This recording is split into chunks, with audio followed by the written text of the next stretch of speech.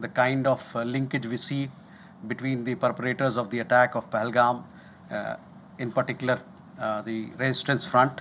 Um, Foreign Secretary in his statement also made very clear the uh, kind of evidence that we see, and investigation is going on in this particular matter. You would have seen that TRF had taken responsibility, and then second time again, second day, twice they had taken responsibility, and thereafter, possibly at the behest of their handlers, they rolled it back. But TRF is one organization which is a front of the Lashkar-e-Taiba, and you would understand and perhaps be in the knowledge of it that we have been pursuing listing of TRF in the United Nations, by the United Nations Security Council, by the Sanctions Committee, UNSC 1267 Sanctions Committee. I'm not privy to what was shared 2 hours back, but for sure we'll update you on as to how the investigation progresses in this matter. Mega on UNSC 1267 Sanctions Committee. Yes, over the last 2 years or so, 23, 24, we have been sharing information with the United Nations Security Council, the monitoring team of the Sanctions Committee, as to why the terrorist TRF, which is the front for Lashkar-e-Taiba, should be listed as a terrorist entity. We will be also, in few days' time, we will be sharing more details in this regard, and hopefully Security Council 1267 monitoring team will take strong note of what we present, what we file, and take due action against that is required. Rishabh, on your question regarding the interview that the Pak Foreign Minister gave. In the last week, as a result of Operation Sindoor, Pakistan has seen its terror centers in Bahawalpur, Murudke, Muzaffarabad, and other places destroyed. You have been informed of it in several of the briefings that we've had.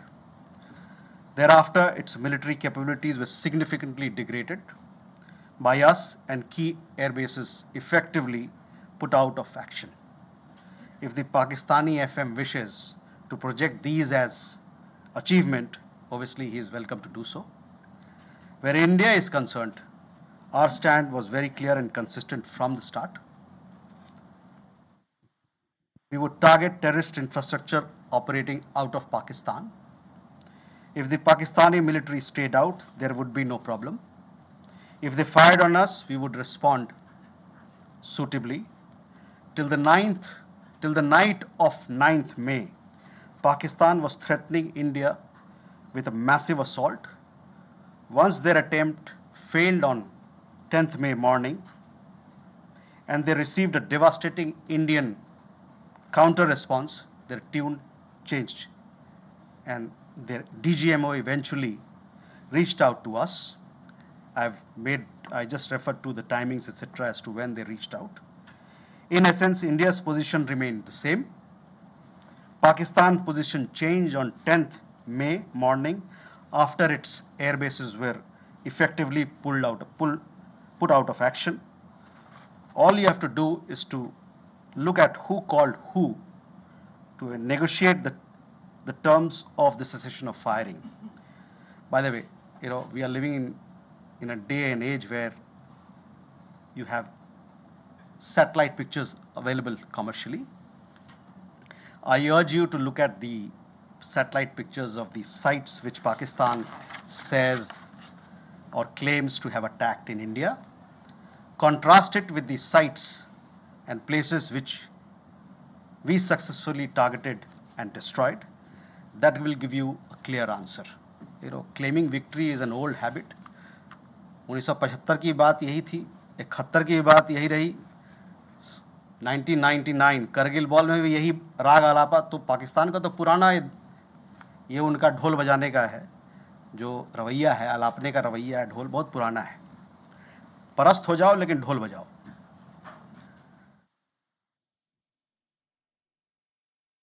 Rishabh, you also had a question regarding on that. I think I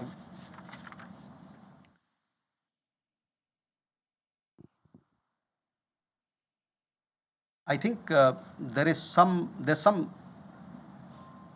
are two three things there. There's talk of some. We saw some social media post about Egyptian American aircraft, etc. But those questions are for them to answer, not for us. But on the nuclear, we in the defense briefing, if you remember, our side made things very clear as to what was the target, etc. As far as your particular question, I think the Pak foreign minister also has made some comments on that. Manas,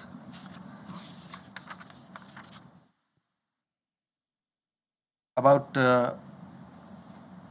nuclear issue that you pointed out. See, the military action from our side was entirely in the conventional domain. This was also made very clear in the defense briefing yesterday. There were some questions also which were asked. There were some reports, however, that Pakistan National Command Authority will meet on 10th May, which we saw, but this was later denied by them. Pakistan FM has himself denied the nuclear angle on record. So, Rishabh, that also answers your question. As you know, India has a firm stance that it will not give in to nuclear blackmail or allow cross-border terrorism to be conducted invoking it. In conversations with various countries, we have also cautioned that their subscribing to such scenarios could hurt them in their own region.